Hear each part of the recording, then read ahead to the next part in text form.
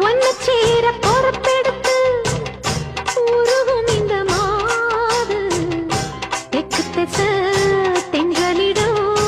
தினமும் விடும் தூது அம்மன் கோயில் செல எழுது அசஞ்சி வரும்போது உள் மனசு தத்தடிக்கும் உறக்கம் என்பது